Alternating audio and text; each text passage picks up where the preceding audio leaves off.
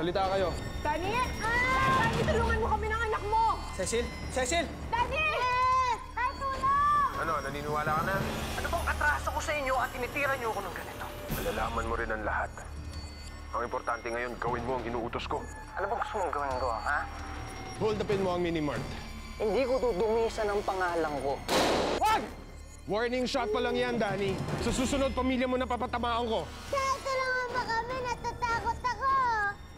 Gagawin ko na yung pinagagawa mo. Pasensya na kayo, ha? Pero hold up to! Meron dapat sa loob! Kuno mo! Oo, may tipas mo lahat ng pera dyan. Lagay mo sa plastic! Bilisan mo! Bakit mo binuksan yung TV? Dahil gusto kong makita mo ang asawa mo. Alam naman nating lahat na sumikat siya dahil sa balita. Ngayon, sisikat pa siya lalo sa pag-hold up niya dun sa Minimart. Ayon sa impormasyon, isang pulis ang nango-hold up. May kuha po kami sa naturang kaganapan ngayon. Ayon sa nalagap ng impormasyon, ang pulis ay si SPO4 Danilo Evangelista. Tingnan mo kung paano bang hold up ang magaling at malinis mong asawa.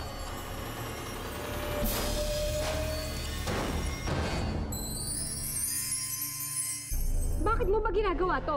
Dahil nabubuwisit ako sa asawa mo. Masyado siyang pabida. Masyadong nagmamalinis.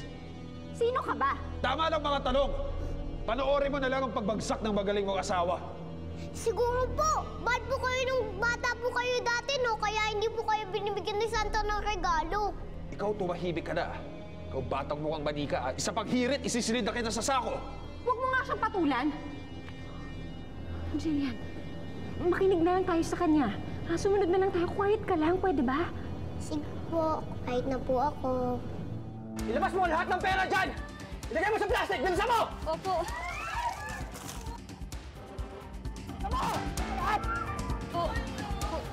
Kuya, hindi ka naman masamang tao. Bakit ginagawa mo to? Darating na yung mga pulis. Mag-isa ka lang. Pagpipilian, ha? Naintindihan mo?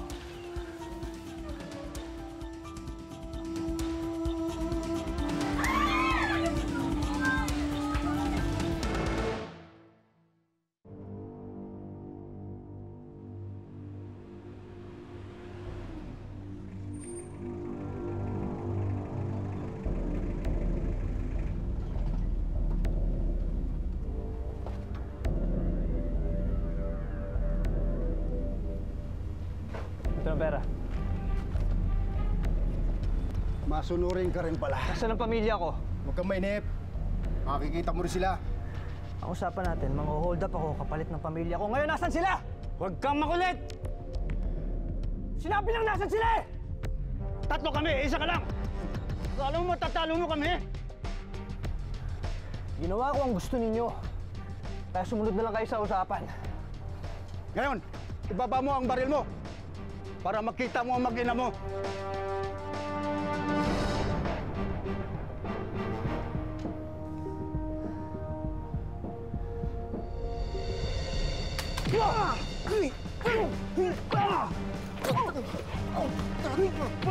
Hihirapan mo kami, ha?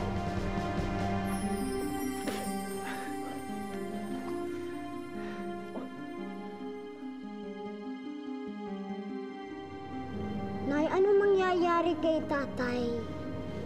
Mahihiwalay na po ba siya sa atin? Makukulong po ba siya? Hindi, anak. Hindi siya mahihiwalay sa atin. Malilinis din ang pangalan ng tatay mo, ha? Huwag kang mag-alala. Oo nga, walang kasalanan ng itay mo. Kaya hindi siya makukulong.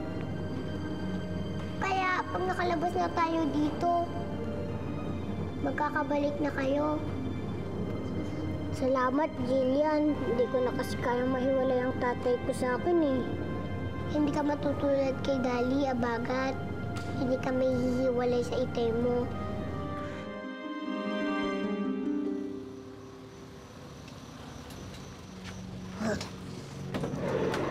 Baba!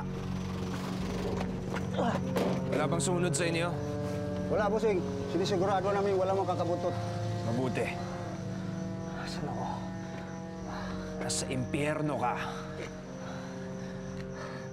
Ikaw ba may pakana nito? Ha? Walang iba. Sino pa talaga? Ha? At anong atraso ko sa'yo? Marami kang atraso sa akin, Evangelista. Masyado kang pabida. Sino ka ba?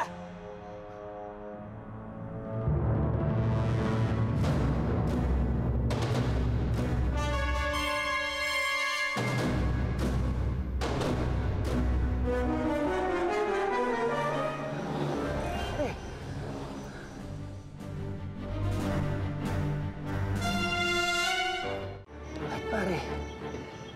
Bakit mo ginagawa to? Dahil masyado kang nagmamalinis. Ikaw na lang ang laging magaling sa mata ni Hepe. Puro ka, ako na, Chief. Masyado kang sip-sip. Pero pinalagpas ko na lahat ng magmamalinis mo eh. Pero nang idamay mo ang kapatid ko, yan ang hindi ko mapapalagpas.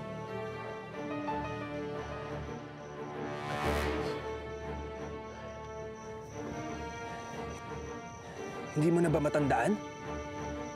Yung napatay mo sa engkwentro natin sa Minimart?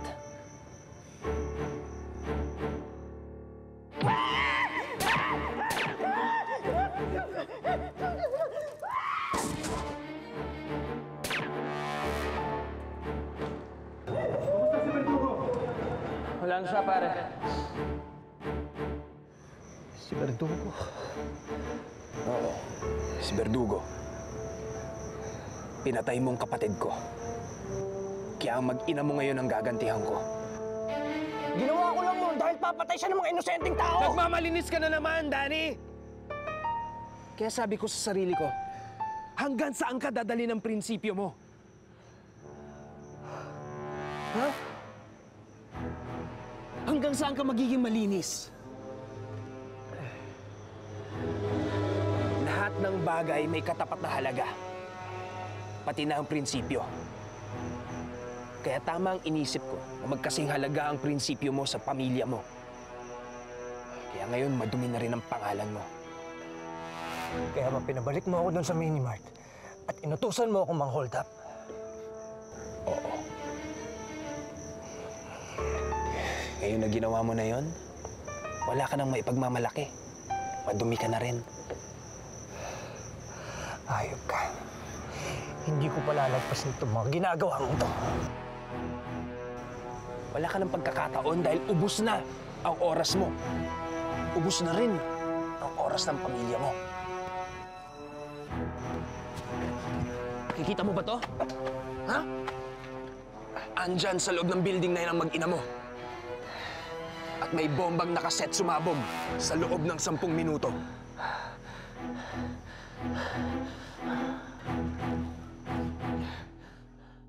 Santa Claus, alam ko po na naririnig niyo kami. Sana po tulungan niyo po kami. Sana po tulungan niyo po sila Abagat. Sinong Santa? Si Santa Claus po. Santa Claus? Paano naman tayo matutulungan ni Santa? Eh kasi po, manika po ako ni Santa Claus. Kaya alam ko po, hindi niya po tayo papabayaan.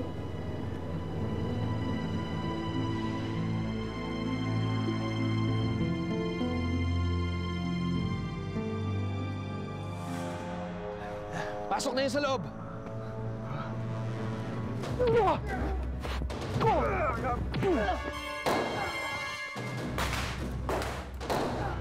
May putukan! Baka nililigtas na tayo ni tatay. Oo nga! Baka tatay mo yun, Abagat. Kailangan dapat makawala na tayo dito.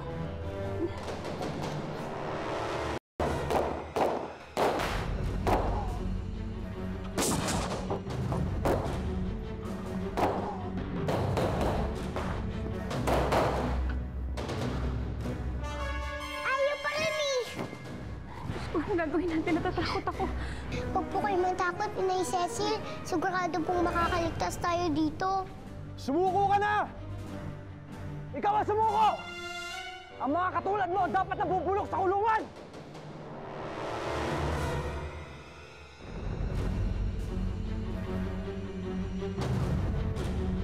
Ito na! Ito na, pare! Suko na! Ito na, pasasa mo na ako!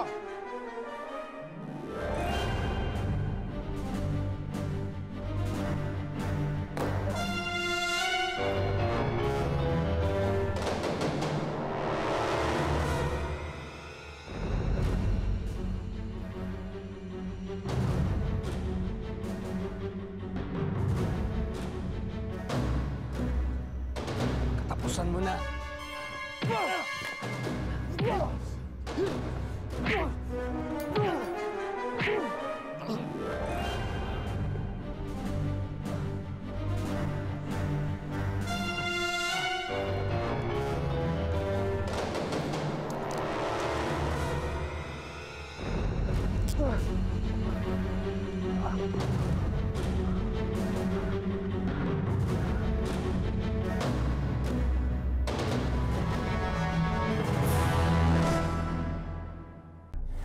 Sir, na-trace na po namin ang location ni Danny. Sigurado kayo dun sa location? Yes, sir.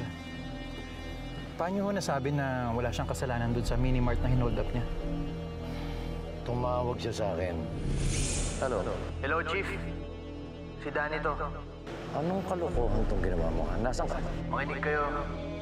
Dahil sasabihin ko sa inyo kung bakit ko nagawa to. Sabi niya, may nang hostage daw sa pamilya niya. At pinilit siyang mang-hold up kapalit ng kalayaan ng kanyang mag-ina. Pero magaling din to si Danny. Nung tumawag siya, hindi niya pinatay yung call para matrace natin. Sana nga lang walang masama mangyari sa kanila.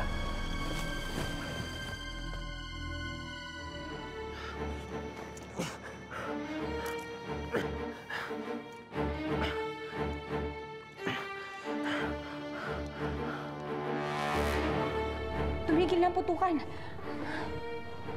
Ang itay kaya. Sige na. Danny! Ang itay! Kailangan natin umalis dito. Nagbomba rin na nakaplanta dito.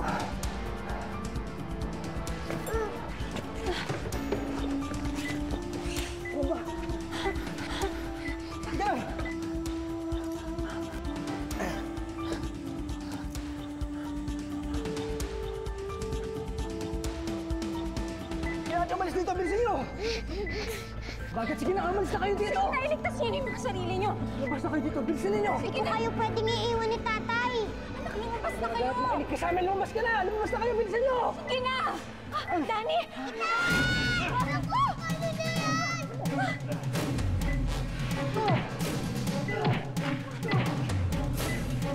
Tay!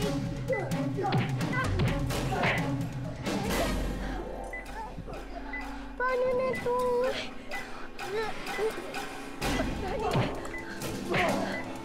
Paano na yan? Ang bomba! Malapit na sumabog ang bomba!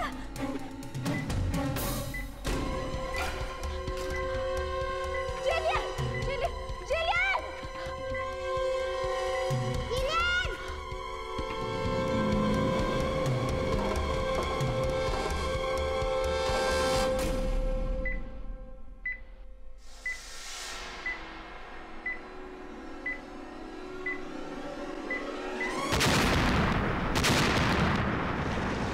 Jillian!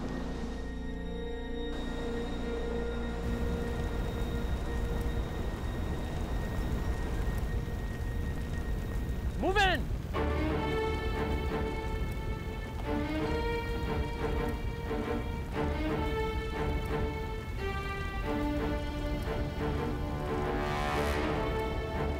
Sino kaya yung batang yun?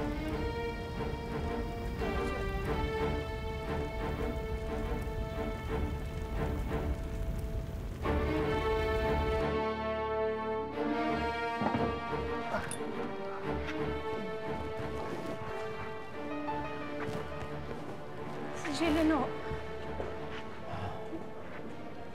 Wala na si Jillian.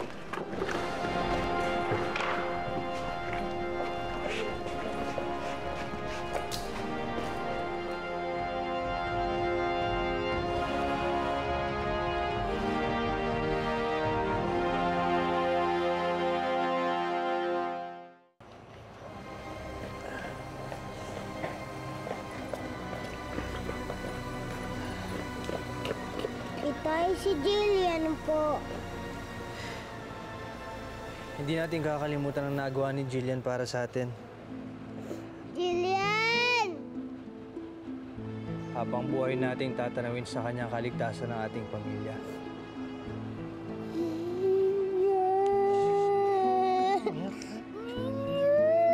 Danny, nahuli na namin yung tao nagpahirap sa'yo at kumidnap sa pamilya mo. Napakasama mo, Rico. Nang dahil sa'yo nawala sa amin si Jillian. Ano mo dapat sa'yo? Mabulok sa kulungan. Pakasama mo. Cecil, tama na. Sige na, dali na yan sa mobil. Bantayan niyo mabuti.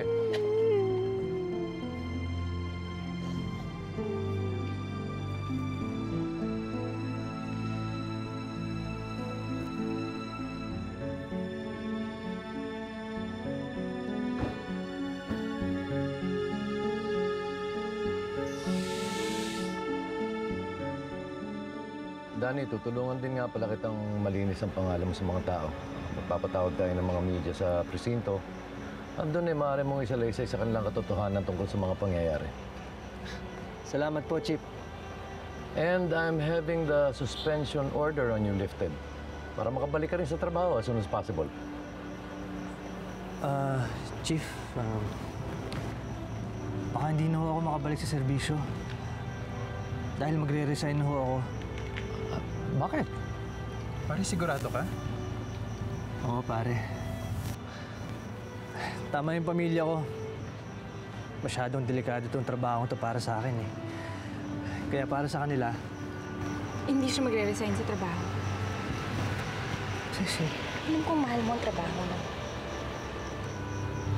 Hanggat gusto mo yan, susuportahan kita. Ako rin, Daddy. Para maikulong mo lahat ng masasamang tao. Para wala nang katulad ni Jillian na mabibiktima nila. Salamat, anak. Salamat, Cecil.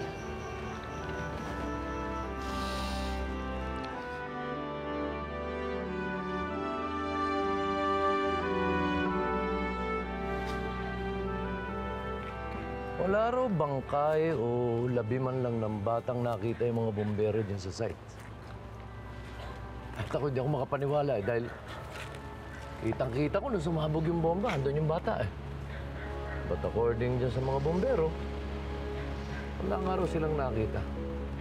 Tanging nakita nila eh, yung manika. Manika? Oo, habagat. Yung manika lang ang nakita pero walang bata. It's unbelievable pero ewan ko kung paano nangyari yun. At kung sakaling nakaligtas nga yung bata, which I doubt, saan naman siya napunta? Sir, halika na. Naghihintay na po yung mga press ng statement para kay Rico. Oh, Danny, sasabay ba kayo? Hindi na ho, Chief. May dalawa kami sasakyan. Okay, kita lang tayo sa presinto. Good night and, nga pala, Merry Christmas sa'yo at sa pamilya mo. Merry Christmas po. Sige. Pare, Merry Christmas. Merry Christmas. Ingat kayo. Sige.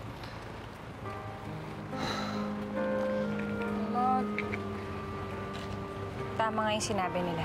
Manika si Jillian, kaya nagkapira-piraso siya. Inay, tulungan natin siya. Hindi pwedeng mawala sa atin si Jillian. Gawa natin ang paraan. Inay.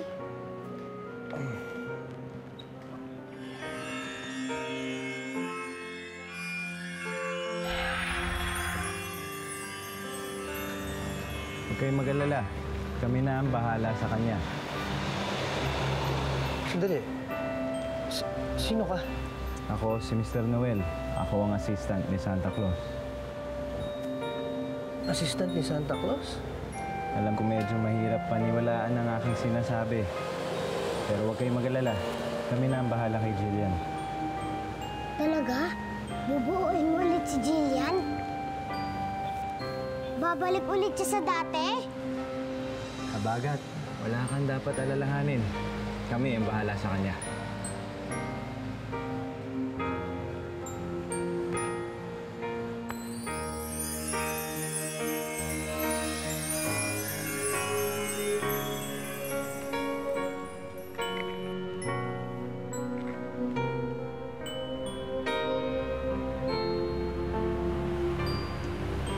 Paano po?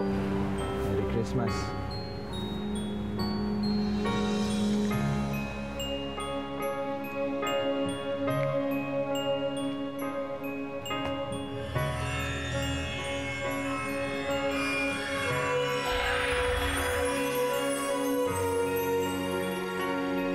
Totoo pala ang himala, ano? Ngayon lang ako nakakita ng himala. Si Jillian ang himala sa buhay natin. Dahil sa kanya naayos ang pamilya natin. Maraming salamat sa'yo, Jillian. Salamat sa'yo.